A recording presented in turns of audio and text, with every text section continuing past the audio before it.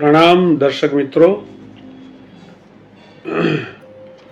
હવે આપણે 10મું ચેપ્ટર ધ્યાન અને જીવન ભાગ 1 અને 2 એમાંથી ભાગ 1માં ધ્યાન અને જીવન પુસ્તક ન્યાય વિશારદ પરમ પૂજ્ય આચાર્ય ભગવાન શ્રીમદ વિજય ભુવન ભાનુ સુરીશ્વરજી મહારાજા લિખિત તેનું પુસ્તકનું 10મું ચેપ્ટર ચાલુ કરવા જઈ રહ્યા છીએ. શુભ અશુભ 4 ધ્યાન. તો આજના વિડીયોમાં ધ્યાન એટલે શું, મન વધુમાં વધુ કેટલા સમય સુધી એક જ વસ્તુ પર ધ્યાન ધરી શકે, ધ્યાન ધારા કોને કહેવા, ઘણા બધા ઉત્તમ સવાલોના જવાબની આજે આપણે વાત કરીશું. તો રેડી, તૈયાર છો આપ સૌ સાંભળવા માટે? ચાલો એક પછી એક આપણે લઈએ છીએ. ધ્યાન એટલે શું? તો ગયા એપિસોડમાં આપણે વાત કરી હતી. ભાવના, અનુપ્રેક્ષા અને ચિત્ત એ ત્રણેય ચલ મનની એટલે અસ્થિર મનની અવસ્થાઓ છે, જ્યારે સ્થિર મનની અવસ્થા એ ધ્યાન છે. તો ધ્યાન એટલે મનનું સ્થિર અધ્યવસાન. અધ્યવસાન એટલે શું? મનનું એકાગ્રતાનું અવલંબન. જ્યારે મન એકાગ્રપણે કોઈ જડ કે ચેતન પદાર્થ યા એના ભાવ પર ચોંટે, ભલે એક જ ક્ષણ, એ ધ્યાન કહેવાય. હવે મન છે વધુમાં વધુ એક અંતર્મુહૂર્ત સુધી એક જ વિષય પર રહી શકે. વધુમાં વધુ એક અંતર્મુહૂર્ત સુધી જ એક વિષય પર રહી શકે. હવે મુહૂર્તનો હિસાબ આ પ્રમાણે છે: 7 પ્રાણ બરાબર 1 સ્તોક, એવા 7 સ્તોક બરાબર 1 લવ, અને એવા 77 લવ બરાબર 1 મુહૂર્ત. એટલે કે ગાણિતિક ભાષામાં 3777 પ્રાણનું એક મુહૂર્ત થાય. એમાં અતિ સૂક્ષ્મ એક સમય ઓછો એ અંતર્મુહૂર્ત કાળ કહેવાય. અંતર્મુહૂર્ત કાળ કહેવાય. આમ જોઈએ તો 2 ઘડી યાને 48 મિનિટનું એક મુહૂર્ત થાય. એમાં સહેજ ઓછું એ અંતર્મુહૂર્ત સુધી જ ચાલી શકે, પછી એ તૂટે જ. એટલે એક સાથે મનની સ્થિરતા એટલી જ. પછી ચલ અવસ્થા થાય. ચલ અવસ્થા એટલે અસ્થિર થાય. સળંગ કોઈ પણ એક ટોપિક પર, ચાહે એ કોઈ વસ્તુ માટે હોય કે વ્યક્તિ માટે હોય, કોઈ પણ એક ભાવ, સારો ભાવ કે ખરાબ ભાવ, અશુભ ભાવ, તો એ એક જ વિષય પર ચોંટે તો ધ્યાન. હવે સારા વિષય પર ચોંટે તો શુભ ધ્યાન, અને ખરાબ વિષય પર ચોંટે તો અશુભ ધ્યાન. પહેલું એ ક્લિયર થઈ ગયું, રાઈટ? હવે આવું ધ્યાન પણ કોઈ પણ એક વિષય પર કરીએ એટલે તો ધ્યાન કીધું, પણ એ પણ કેટલા સમય સુધી? તો કે મેક્સિમમ 48 મિનિટ. પછી તો તૂટે જ. એટલે કે પછી એની અસ્થિર એટલે મનની ચલ અવસ્થા, ચાલવું. એક જગ્યાએ ઊભા રહી ગયા, વેઇટ કર્યું, પછી આપણે ચાલવાનું ચાલુ કરીએ. તો એવી રીતના બહારની સાઈડ આપણે જે વેઇટ કરીને ચાલીએ છીએ, એવી રીતના મનની અંદરની વાત છે. તો એ મેક્સિમમ 48 મિનિટ સુધી મન કોઈ એક વિચાર, એક ભાવ અને એક વિષય પર ચોંટી શકે. પછી એ ત્યાંથી હલે જ, એ ધ્યાન તૂટે. એટલે એક સાથે મનની સ્થિરતા એટલી જ. પછી ચલ અવસ્થા થાય. એમાંથી પાછી ધ્યાન અવસ્થા આવી શકે. ત્યાં જો અનુપ્રેક્ષાની ચલ અવસ્થા એટલે કે અસ્થિર અવસ્થા અતિ અલ્પ સમય આવીને પછી સ્થિર ધ્યાન અવસ્થા શરૂ થઈ જાય, એ વળી મુહૂર્ત રહી પછીથી સહેજ ચલ અવસ્થા બની ફરીથી ધ્યાન ચાલે, તો આ ધ્યાન ધારા કહેવાય.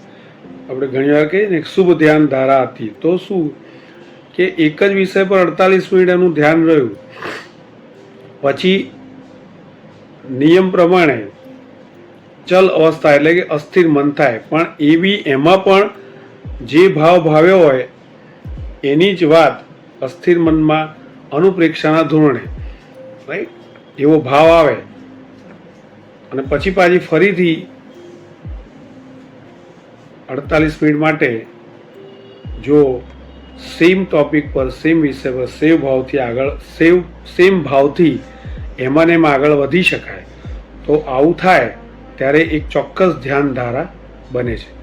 48 મિનિટ એક બ્રેક પડે, 1 સેકન્ડનો પડે, પછી પાછું આપણે જે 48 મિનિટ ભાવના ભાવી હોય, આત્માને ભાવિત કર્યો હોય, એટલે ફરીથી પાછું જો સેમ ભાવમાં આપણે જઈએ તો એને ધ્યાન ધારા કહેવાય. એક ચક્ર છે રાઈટ. તો ધ્યાન ધારાની જ્યારે ક્યાંય પણ વાત આવે ત્યારે આ સમજવાનું. આ તો થઈ શુભ ધ્યાનની વાત, પરંતુ સામાન્યથી ધ્યાન કેટલા પ્રકારે છે? 2 પ્રકારે, એક શુભ અને અશુભ. એ દરેકના 2 પ્રકાર, એમ કુલ 4 પ્રકાર છે રાઈટ.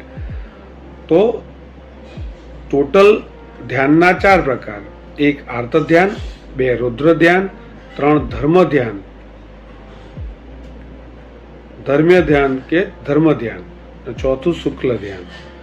હવે આ 4 ધ્યાનમાંથી પહેલા 2 એટલે કે આર્ત ધ્યાન અને રુદ્ર ધ્યાન એ બંને અશુભ છે, અને છેલ્લા 2 ધર્મ ધ્યાન અને શુક્લ ધ્યાન એ 2 શુભ છે. આર્ત ધ્યાન તથા રુદ્ર ધ્યાન એ સંસારના કારણ છે, જ્યારે ધર્મ ધ્યાન અને શુક્લ ધ્યાન એ મોક્ષના કારણ છે રાઈટ. તો આર્ત ધ્યાનથી શું મળે? તો આર્ત ધ્યાનથી તિર્યંચ ગતિ મળે. રૌદ્ર ધ્યાનથી ક્યાં જવાય? રૌદ્ર ધ્યાનથી નરકે જવાય. ધર્મ ધ્યાનથી દેવલોક અને શુક્લ ધ્યાનથી મોક્ષ મળે. આમાં આપણે આ જે કંઈ વાંચી રહ્યા છે એના સવાલો બધા બનાવેલા છે 2 લીટીના. તો આપણે જે વાત કરી એમાં ધ્યાન એટલે શું આવ્યું? મન વધુમાં વધુ એક અંતર મુહૂર્ત સુધી રહી શકે એક વિષય પર. મુહૂર્ત અને અંતર મુહૂર્તનો તફાવત. ધ્યાન ધારા કોને કહેવાય? સામાન્યથી ધ્યાનના પ્રકાર અને પેટા પ્રકાર. કયા 2 અશુભ ધ્યાન, કયા 2 શુભ ધ્યાન, કયા 2 ધ્યાન મોક્ષના કારણ અને કયા 2 ધ્યાન સંસારના કારણ, કયા ધ્યાનથી શું મળે. બરાબર. આ ટોટલ આપણે 176 થી 183 સવાલના જવાબ વાંચ્યા. હવે 184મો સવાલ છે, ધર્મ ધ્યાનથી મોક્ષ કેવી રીતે મળે છે? તો એના જવાબમાં સાહેબજી કહે છે, ધર્મ ધ્યાન એ પરંપરાએ મોક્ષનું કારણ છે, કેમ કે ધર્મ ધ્યાનથી જ શુક્લ ધ્યાન જન્મે અને એથી મોક્ષ થાય રાઈટ. એટલે ઘણીવાર આપણે ક્યાંક સાંભળીએ કે ધર્મ ધ્યાન કરો તો મોક્ષ નજીક આવે, મોક્ષ મળે. તો એ આ રીતે સમજવાનું કે ખૂબ જ સુંદર ધર્મ ધ્યાનના સંસ્કારથી પરંપરાએ શુક્લ ધ્યાનમાં જવાય. એટલે શુક્લ ધ્યાનમાં જવા માટે શરૂઆત ધર્મ ધ્યાનથી જ થાય, સીધું શુક્લ ધ્યાન ન થાય. એટલે એવું કહી શકાય કે ધર્મ ધ્યાનથી પણ મોક્ષ થાય છે. તો આ બહુ ધ્યાનમાં રાખવા લાયક બાબત કહી. તિર્યંચ ગતિમાં લઈ જનાર આર્ત ધ્યાન છે, નરકમાં લઈ જનાર રુદ્ર ધ્યાન છે, સ્વર્ગમાં લઈ જનાર ધર્મ ધ્યાન છે, અને મોક્ષ પમાડનાર શુક્લ ધ્યાન છે. તો પછી અહીં એક પ્રશ્ન થાય છે, જે પ્રશ્ન આપણે 185મો પ્રશ્ન કીધો છે, શા માટે આર્ત રુદ્ર ધ્યાનથી બહુ બચવા જેવું છે? પ્રશ્ન એવો છે, પરલોકનો ભવ આપનાર તો આયુષ્ય કર્મ છે. 4 ગતિમાંની જે ગતિનું આયુષ્ય બંધાયું હોય ત્યાં અવતાર મળે છે, પણ આ આયુષ્ય તો અહીં અમુક અંતર મુહૂર્તમાં જ એક જ વખતે બંધાય છે. તે સિવાયના જીવનભરના સમયમાં આર્ત રુદ્ર ધ્યાન થયા કરે, એનું ફળ શું? બહુ સુંદર સવાલ છે. આપણે તિથિ પર ખાસ પાળવાનું કહે છે જૈન દર્શનમાં, બરાબર છે કે તિથિઓ ત્યારે આપણે ખાવા પીવામાં અને ઘણી બધી બાબતમાં ટોટલ 18 પાપ સ્થાનકોમાંથી બધાથી બચવાનું છે તિથિના દિવસે. કારણ કે તિથિના દિવસે આગળના ભાવનું આયુષ્ય બંધાતું હોય. તિથિના દિવસે કોઈનું શરીર શાંત થઈ જાય તો એ વખતે એનું આગલા ભાવનું આયુષ્ય બંધાય છે. રાઈટ. તો ખાસ કોઈનો મૃત્યુનો દિવસ અથવા સમય કાળ એ જો તિથિના દિવસે આવે અને જો એણે તિથિના દિવસે પરમાત્માની આજ્ઞા પ્રમાણેનું જીવન જીવ્યું હોય તો ચોક્કસ એની સદગતિ થાય. તો કહે છે કે પરલોકનો ભવ આપનાર તો આયુષ્ય કર્મ છે. હવે 4 ગતિમાંની જે ગતિનું આયુષ્ય બંધાયું હોય ત્યાં જ અવતાર મળે. પણ આ આયુષ્ય તો અહીં અમુક અંતર મુહૂર્તમાં જ એક જ વખત બંધાય છે. તો એ સિવાયનો જે જીવનભરનો સમય થયો એની અંદર આર્ત ધ્યાન ને રૌદ્ર ધ્યાન થયા કરે એનું ફળ શું મળે? તો આપણે આગળ એનો જવાબ ખૂબ જ સુંદર છે, ખૂબ જ સાંભળવા જેવો છે ધ્યાનથી. શું કહે છે સાહેબજી? તે ધ્યાનને તે ગતિના કારણ કયા. એનો અર્થ ધ્યાનથી માત્ર આયુષ્ય નહીં, કિંતુ તે ગતિને યોગ્ય કર્મો પણ બંધાય. આયુષ્ય કર્મો તો ક્યારેક એક જ વાર બંધાય છે, બાકી તો સમયે સમયે નાના વર્ણીય આદિ 7 કર્મો બંધાવાનું ચાલુ જ છે. એટલે હવે વિચારવા જેવું છે કે જીવ જો વારંવાર આર્ત ધ્યાનમાં પડ્યા કરતો હોય તો તિર્યંજ ગતિને યોગ્ય કર્મોના જથ્થા સમયે સમયે કેવા અને કેટલા સંગૃહિત કર્યા કરે. માટે આર્ત અને રુદ્ર ધ્યાનથી બહુ બચવા જેવું છે. કારણ કે આયુષ્ય કર્મ તો એક વાર બંધાઈ ગયું, પણ એ સિવાય તમે જેટલી વાર આર્ત ધ્યાન ને રૌદ્ર ધ્યાન કરીએ છીએ તે પ્રમાણેના કર્મો બંધાતા જ જાય છે. અશુભ કર્મો આર્ત ધ્યાનથી અને રૌદ્ર ધ્યાનથી અશુભ ધ્યાન થાય એટલે અશુભ કર્મો બંધાય. એટલે પછી એ રીતની ગતિ મળે. તો આપણે એક જ દિવસમાં 24 કલાકમાં સૂતી વખતે પણ ચલો આપણે કરીએ જ છીએ અશુભ કર્મો, બરાબર, પાપ કરીએ જ છીએ. એટલા માટે જ જૈન ધર્મમાં રાત્રે સૂઈ ગયા પછી સવારના ઉઠીએ એ વચ્ચેના ગાળામાં આપણે જ્યારે કોઈ પણ ન કરવાના કામ, પરમાત્માની આજ્ઞા વિનાના કામ જાણે અજાણે સ્વપ્નમાં કરીએ છીએ તેનું આલોચના રૂપે, પ્રાયશ્ચિત રૂપે રાહ્ય પ્રતિક્રમણ સવારે કરીએ છીએ, રાઈટ. અને દિવસ દરમિયાનમાં જે કંઈ પાપ થયા હોય એની આલોચના, પ્રાયશ્ચિત, પસ્તાવો રૂપે તે પાપથી પાછા હટવાની ક્રિયા દેવસ્ય પ્રતિક્રમણ. એટલા માટે રાહ્ય પ્રતિક્રમણ અને દેવસ્ય પ્રતિક્રમણ ચોક્કસ કરવું જોઈએ. મુદ્રા પ્રમાણે શાંતિથી જે સૂત્ર છે તેના ભાવ મનમાં લાવીને પોતાના દરેક એવા પાપ કર્મો યાદ કરીને ભારે હૃદયે દુઃખપૂર્વક એક ગુનેગારને 5000 માણસ વચ્ચેને લઈ જવામાં આવે એ વખતે હાથમાં બેડી પહેરાઈને પોલીસ લઈ જાય તો એ ભાવ કેવો હોય? એવું રડમસ ચહેરે ખૂબ જ પ્રાયશ્ચિત પસ્તાવા સાથે આ પ્રતિક્રમણ કરવાની ક્રિયા છે. નહીં કે ધડાધડ સૂત્રો બોલી ગયા. આ જ પુસ્તકમાં કે બીજી ક્યાંક જગ્યાએ મેં એવું વાંચ્યું કે ઘણા લોકો નવકાર કે આવી વસ્તુ એટલી ફટાફટ ગણી નાખે રૂટીનમાં આવડી ગયું છે એટલે, તો એનો પણ એક પરિગ્રહ કહેવામાં આવે છે. જલ્દી ક્રિયાઓ કરી લેવી અને લોભ કરી લેવો, 3 લાખ નવકાર ગણી ગયા આવું, તો એ પણ એક પરિગ્રહ છે. સવાલ સંસ્કાર પાડવા માટે, એ વસ્તુથી આત્માને ભાવિત કરવા માટે શાંતિથી ધીમે ધીમે એનું ચિંતન મનન સતત કરવાથી એ લાંબા ગાળે ફાયદો કરે. અત્યારના લોકોના એસિડિટીના પ્રોબ્લેમ છે કારણ કે ઝડપથી ખાય છે, એની સાથે હવા પણ ખાય છે, રાઈટ. એટલા માટે જ કહે છે કે એક કોળિયાને 32 વાર ચાવવો પડે. એટલો સમય અત્યારે હોતો નથી. તો એટલીસ્ટ 15 થી 20 મિનિટ જમતી વખતે મૌન રાખીને શાંતિથી ચાવીને ખાવાથી પાચન સારું થાય, શરીર સારું બને. એ જ વસ્તુ આધ્યાત્મિક જગતમાં લાગુ પડે છે.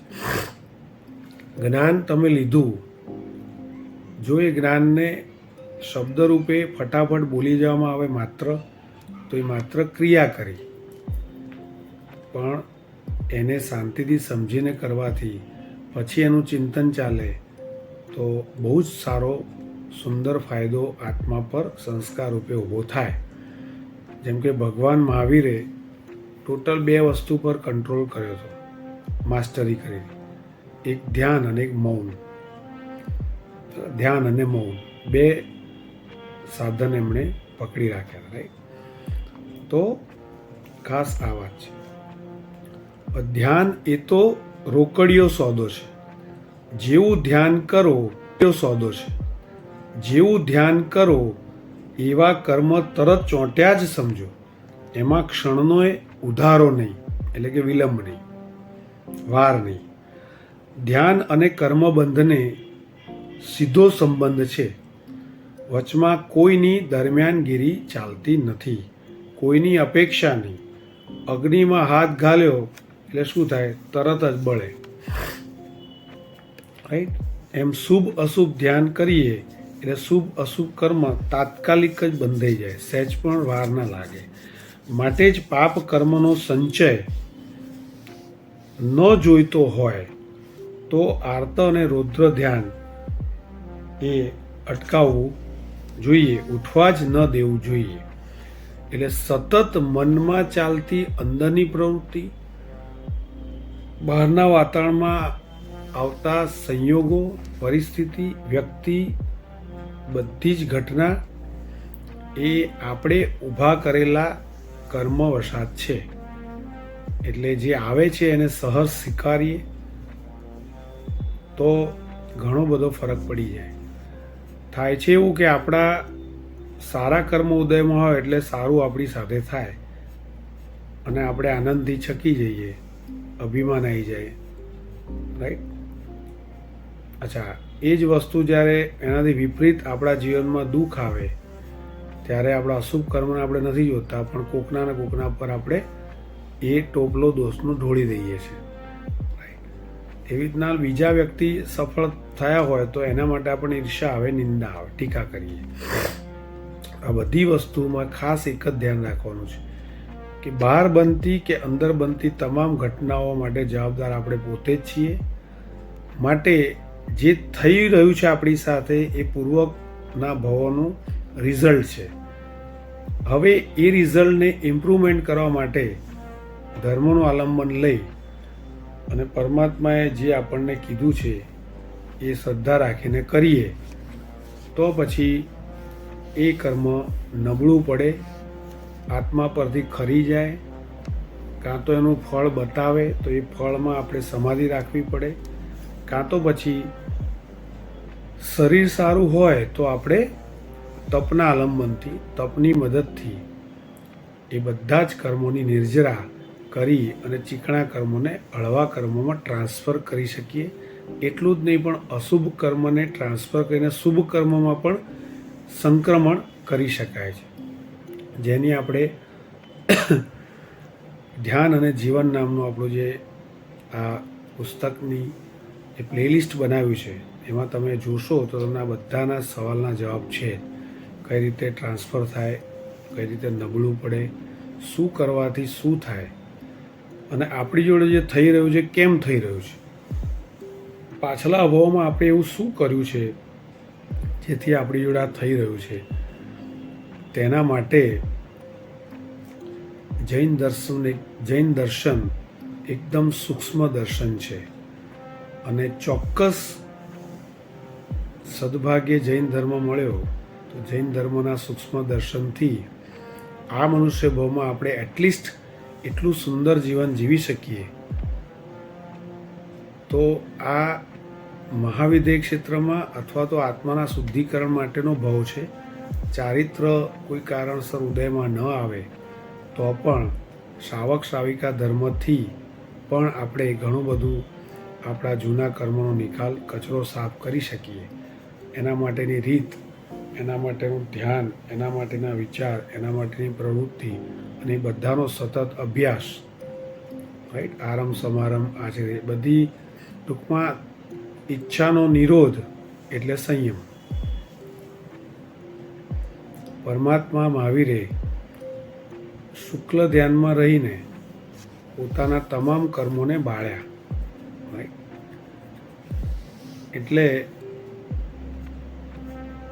એ ધ્યાન મેળવવા માટે પણ પરમાત્મા મહાવીરે 25મા ભાવમાં નંદન રાજશ્રીના ભાવમાં 1,00,000 વર્ષ ચારિત્ર પાળ્યું મનને સ્થિર કરવાનો અભ્યાસ માટે. પછીના છેલ્લા ભાવમાં પરમાત્માનું 12.5 વર્ષનો જે સાધના કાળ છે તેમાં એ પહેલાંના પાડેલા સંસ્કારથી એ ધ્યાન ધારણના લીધે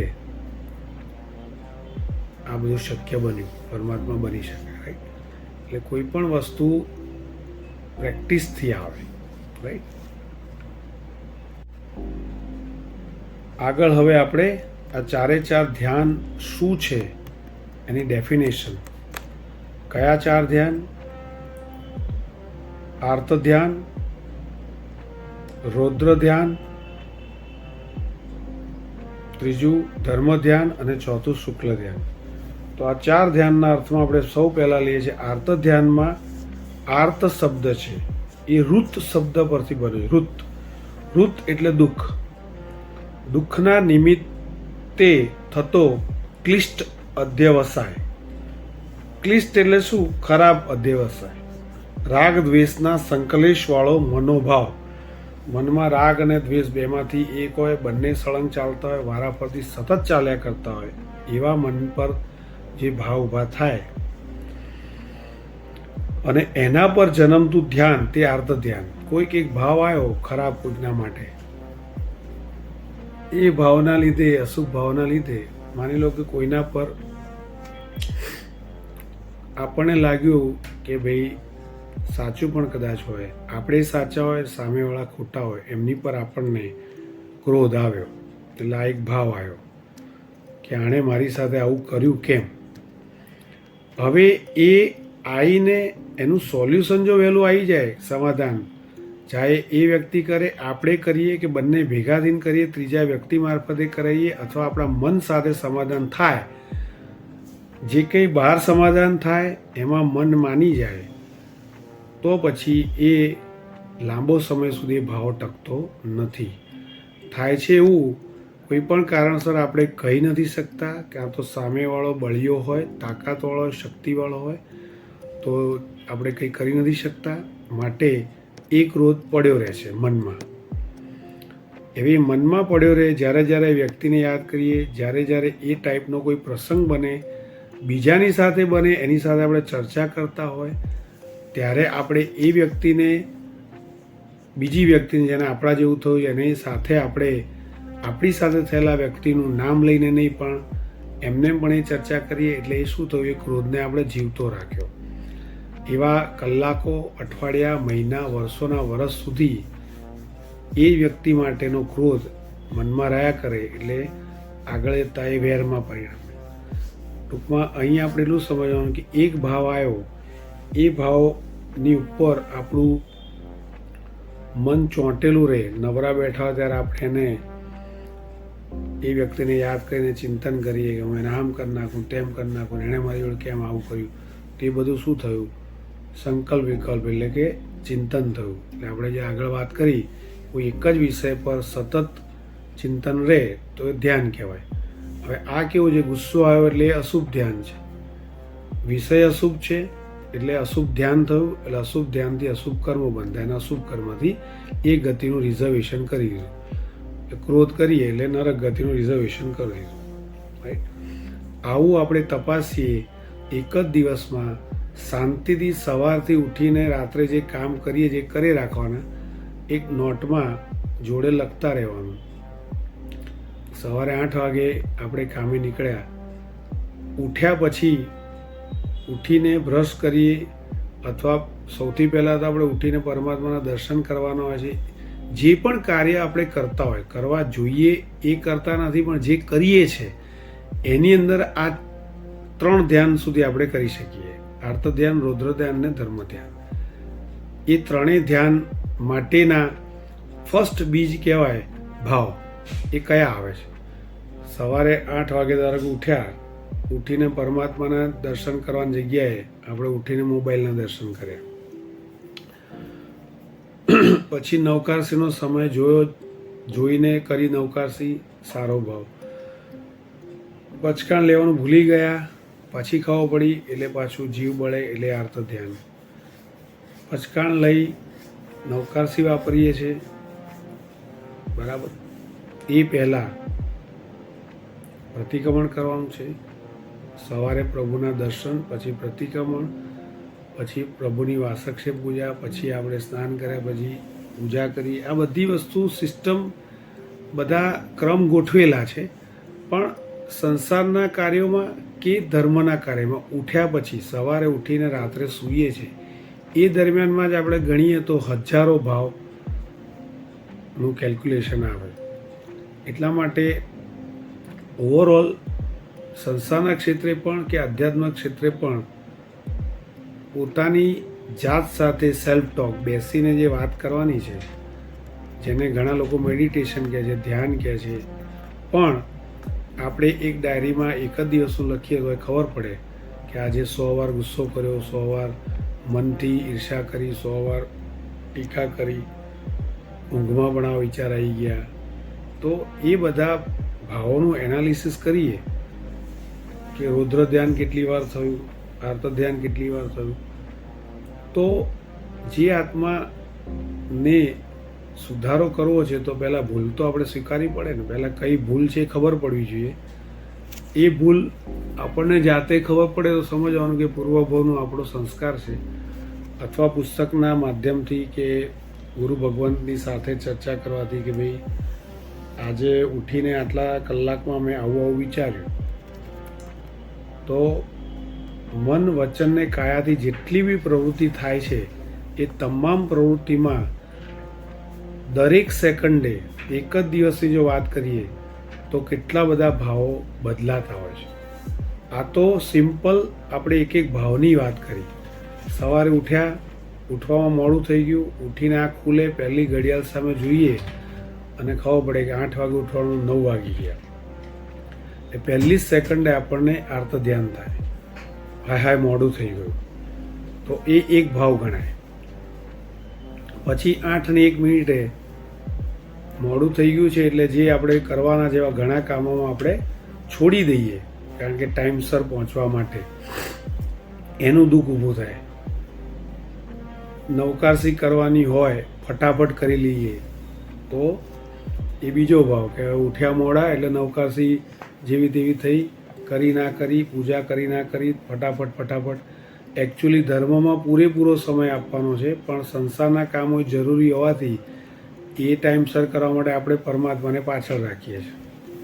તો આ બધા આખા દિવસના જેટલા ભાવો છે એ તમે આપણે નોટમાં લખીએ અને પછી આચાર્ય ભગવાન સાથે ચર્ચા કરીએ તો ખાલી તમે લખશો તો પણ દિવસમાં 100 થી 200 મિનિમમ અલગ અલગ ભાવો આવે, અને એ ભાવો પ્રમાણે કર્મ બંધાય અને એ કર્મ પ્રમાણે ગતિનું બુકિંગ થાય.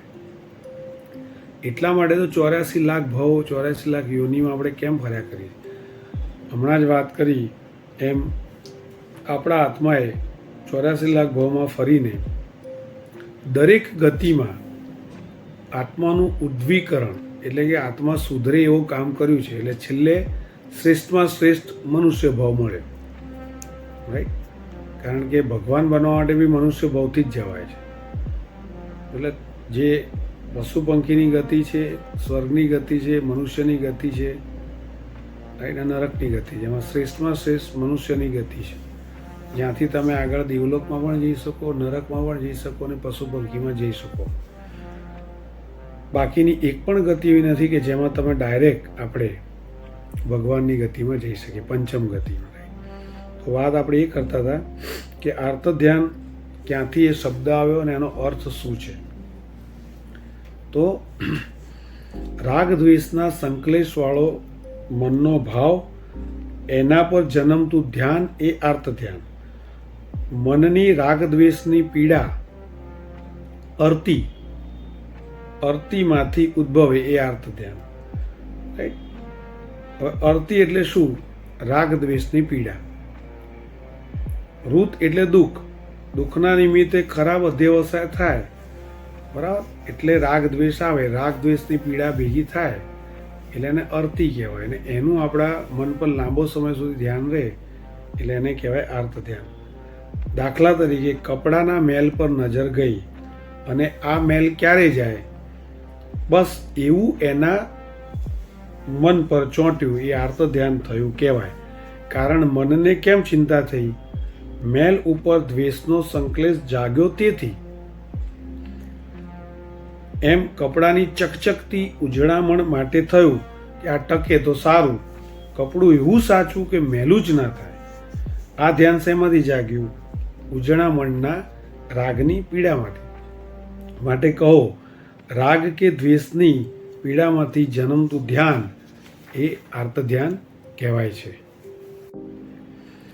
હવે 2 નંબરનું રૌદ્ર ધ્યાન એટલે રુદ્રતા એટલે કે ક્રૂરતાથી જન્મતું, ક્રૂરતા કઠોરતામાંથી વ્યાપ્ત ધ્યાન.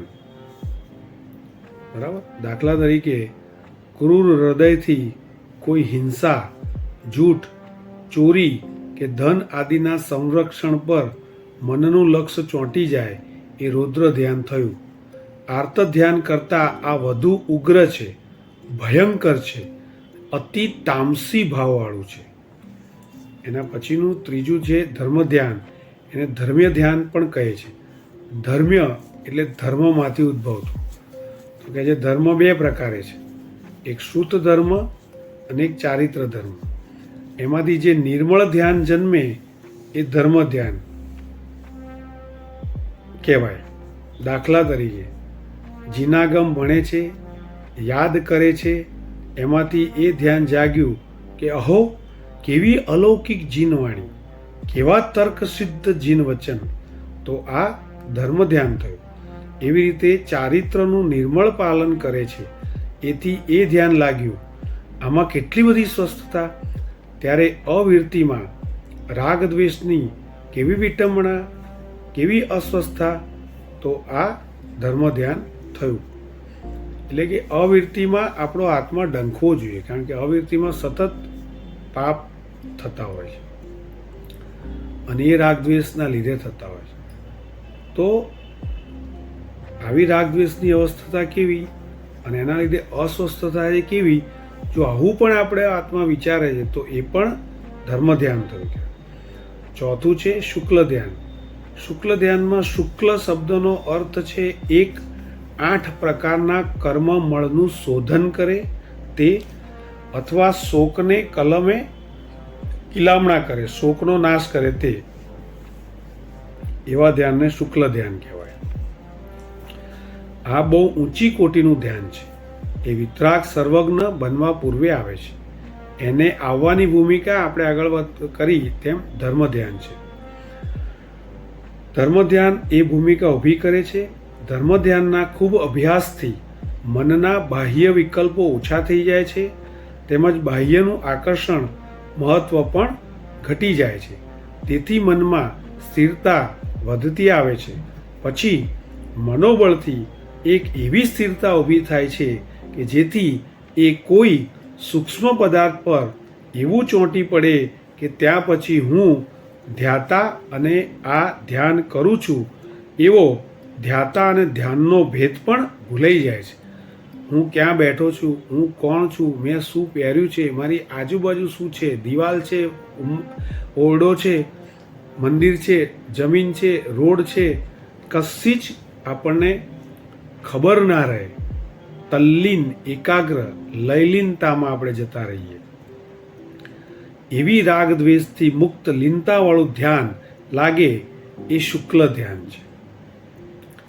આમ તો કોઈના કર્મ કોઈ બાળી શકતું નથી એકબીજાના, પણ એવું કહેવાય છે, મેં વાંચ્યું છે કે શુક્લ ધ્યાનમાં જે જીવ હોય એ વખતે એના આત્મા પર એવા બધું એનાલિસિસ ચાલતું હોય, એવી ક્રિયાઓ ચાલતી હોય કે જો એક વ્યક્તિના કર્મ બીજા વ્યક્તિના કર્મમાં સંક્રમણ કરી શકતા હોય, જેમ કે પૈસામાં 50,000નું દેવું છોકરાએ કર્યું તો એના પિતા 50,000 આપી દે તો દેવું માફ થઈ જાય, એવું કર્મમાં નથી થતું.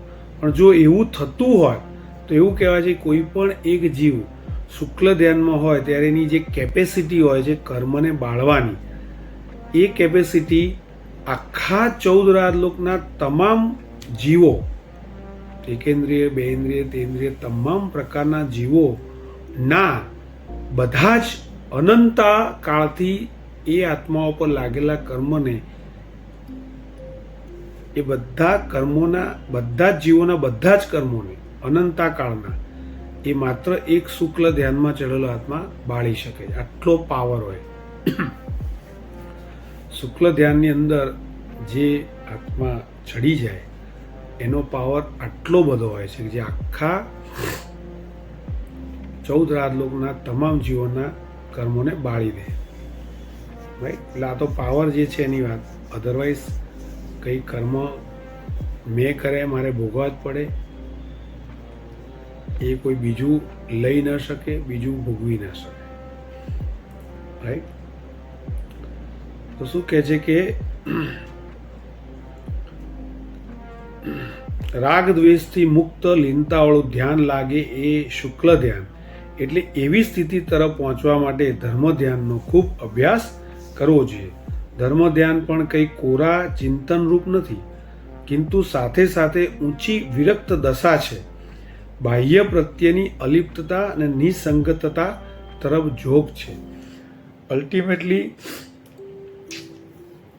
જે શાંતિ અંદર છે, જે સુખ અંદર છે શાશ્વતું, તે આપણે ઓળખી શકતા નથી. બરાબર? બહારના સંયોગો અને બહારના વાતાવરણ વગર ચાલતું નથી. આજે જ મેં સાંભળ્યું કે આપણને 1 કલાક માટે પણ રૂમમાં પૂરી દેવામાં આવે, મોબાઈલ પણ લઈ લે, બધું લઈ લે, તો આપણે ગાંડા થઈ જઈએ. કારણ કે મન છે એને વિચારો જોઈએ, એ વિચારો બધા પછી અવળા ચાલતા હોય તો એને કંઈક ને કંઈક કામ જોઈએ છે. રાઈટ? તો બાહ્ય તરફ આપણું એટલું બધું આકર્ષણ છે એ ન મળે એટલે આપણે પાંગળા થઈ જઈએ, લાચાર થઈ જઈએ, ગરીબ થઈ જઈએ, ગાંડા થઈ જઈએ. રાઈટ? તો લોકો સાથેનો વાર્તાલાપથી માંડીને લોકો સાથેની ક્રિયા, દરેક પ્રવૃત્તિ એ અનાદિકાળનો આપણો અભ્યાસ છે. માટે આપણે એ બધાને છોડી શકતા નથી, એ બધાને છોડીને એકલા બેસી શકતા નથી. એકલા બેસ્યા પછી આપણે આપણી જાત જોડે જે વાત કરવાની છે, આત્માને સુધારવા માટેની ક્રિયાઓ, એનો અભ્યાસ કર્યો નથી એટલે આપણને અઘરું પડે છે. રાઈટ?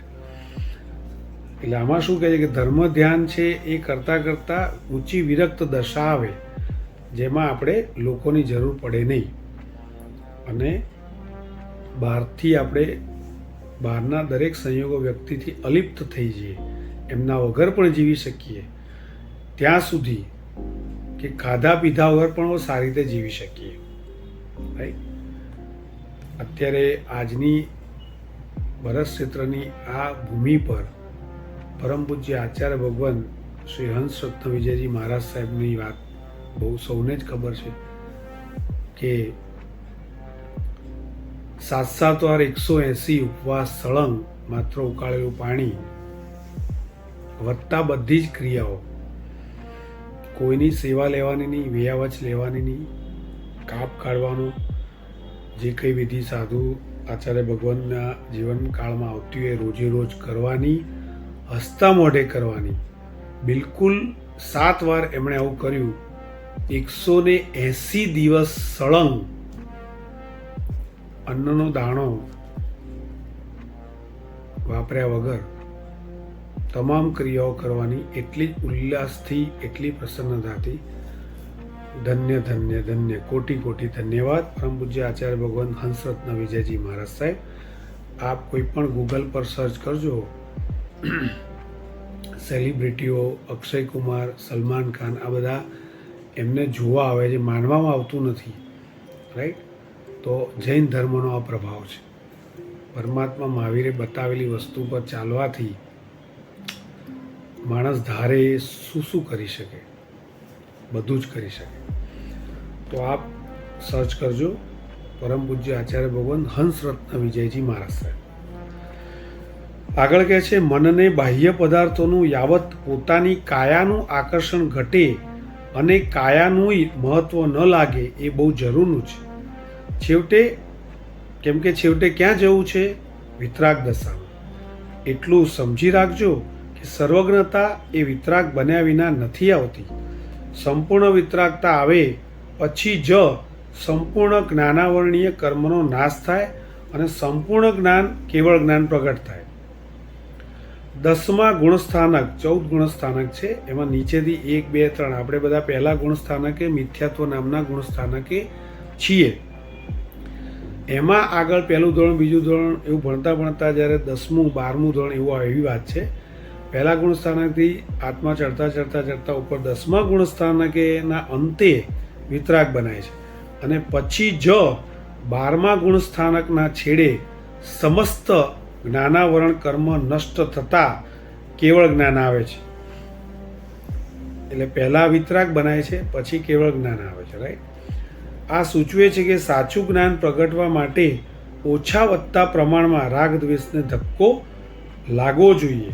જ્ઞાન મેળવોની બૂમ મારવામાં આવે છે, પણ સાથે સાથે રાગ દ્વેષ ઓછા કરો, રાગ દ્વેષ ઓછા કરો ની બૂમ ક્યાં મરાય છે? આપણા ગચ્છાધિપતિ પરમ પૂજ્ય જયગોસુરીશ્વરજી મહારાજા ઓલવેઝ એક જ વાક્ય કે એવી પ્રવૃત્તિ કરો કે રાગ દ્વેષ ઘસાતા આવે, રાગ દ્વેષ ઓછા થાય. રાઈટ. એટલે ખરી રીતે પહેલી બૂમ તો આ મારવા જેવી છે કે જો રાગ દ્વેષને થોડો પણ ધક્કો ન લગાડ્યો અને જ્ઞાન ઘણું મેળવ્યું તો એ જ્ઞાન આત્મતારક નહીં બને.